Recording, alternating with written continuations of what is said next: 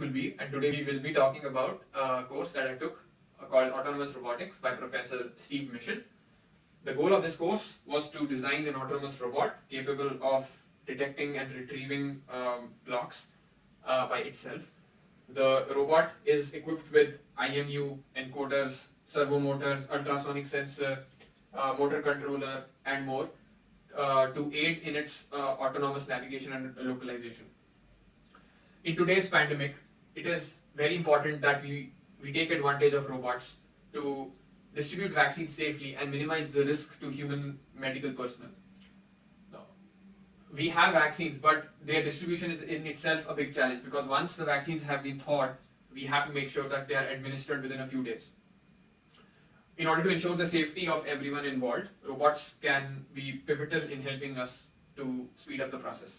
So this is exactly what we did in our grand challenge. In our grand challenge, we had a 12 by 12 feet arena in which our robot was supposed to transport vaccines. Like these vaccines are represented by these colored blocks, and these blocks had to be transported autonomously by the robot from the cold storage area to the injection area. The robot releases the vaccine only when it detects a face. So only when a medical representative is detected, the vaccine is released. Our robot is also capable of localizing and navigating using arrows and QR codes. The robot run is initiated only by an email sent by Professor Steve, and after the email has been sent, we just use a QR code and tell the robot which vaccine to pick up. Now the robot knows which colored vaccine is which one, and it picks up that vaccine and takes it to the injection area.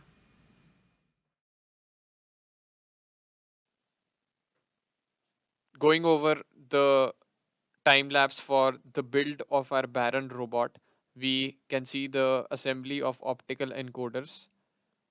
Here we can see that we installed a metal plate as a camera stand. Then we installed the camera on the metal plate. We insulated the metal plate with tape, and now we install the servo gripper using nuts for support. Here we solder the switch, and here we cover all the blocks with tape. So now we will be covering some problems with the hardware. In case of hardware, sometimes the printer cores for the 3D printer used to get blocked, and we got successful on the third day of our trials. After deciding to use only one filament, we just used tapes to color the blocks. One more problem was that the motors were a bit different. Each motor is unique, so that's why we had to make sure that we are using encoders correctly. Tracking the arrows using HSV mask was also a challenge. We also set up a holder for the robot so that we don't touch any wires. One other challenge was the stray detection, for which we covered the background in white paper.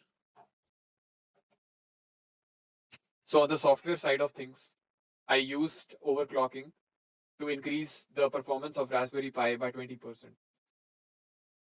Also, when my SD card got filled due to cache, it stopped booting.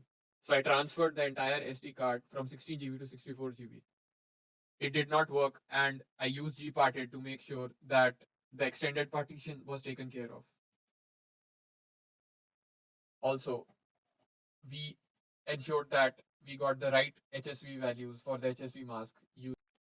Our code is modular and is divided into multiple Python files. We run the gcqr code email.py, which imports camera functions and motor control functions. Now, camera functions has the face detection, QR code reading, and block detection. And in case of motor control functions, we have all the functions required for left, right, front, back, reading the IMU, block detection, and opening and closing our gripper. All right, clock starts now. Yes, sir. I received the email and waiting for QR code now. So QR code has been read. So you should receive the email. All right, got it.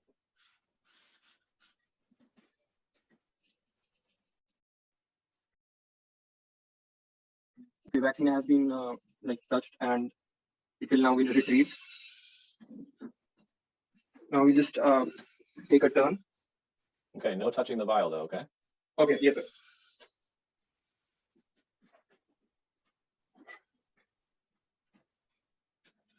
So he'll read the QR code. And QR code email must be sent by now. Got it. I think it stopped early. It's waiting for the face. Okay, so we show you the face. And I showed it the face. It is opening the vial. Okay. Yeah. And it made a turn. Okay. So can I nudge it? It's moving. It doesn't need to be nudged. Okay. Okay. Again, you cannot be touching the vial Sure. and everything, okay? Yeah, It's it's an just autonomous dragging the vehicle. vial. Okay, the vial is, I think it moved it. So can I like remove the vial from here? Yes. Okay. Okay, the angles are gone. So now we will run through our grand challenge. We have started our script. And as soon as we start our script, our robot waits for the initiation email. The email has been sent now, and as soon as the email is sent, the robot activates its run, and it waits for the QR code to be shown. Now we show it's the QR code corresponding to Moderna. So the robot detects the QR code and reads the data which corresponds to the green vial.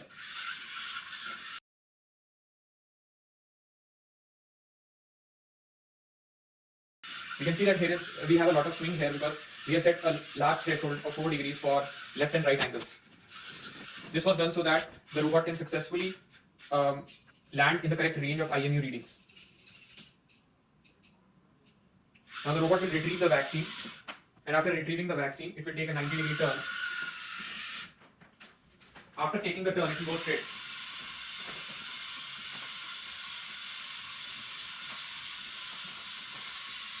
Now the robot, as soon as it detects the QR code, it takes a right. It also sends an email to the professor.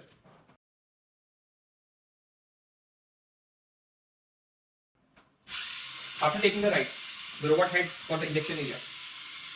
Now in the injection area, the robot is waiting for Dr. Tony. As soon as we show the face of Dr. Tony, the robot knows it's the doctor and releases the vaccine vial.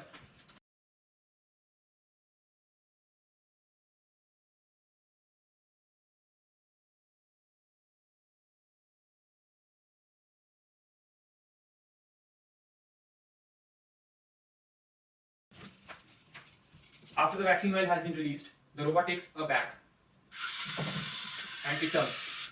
After which, the robot goes straight for the arrow.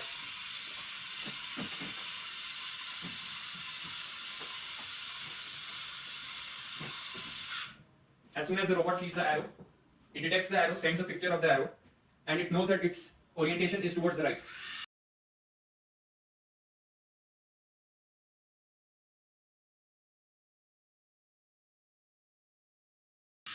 It takes a right and then moves forward. The goal of the robot is to go back to the cold storage area and wait for the next QR code to be shown.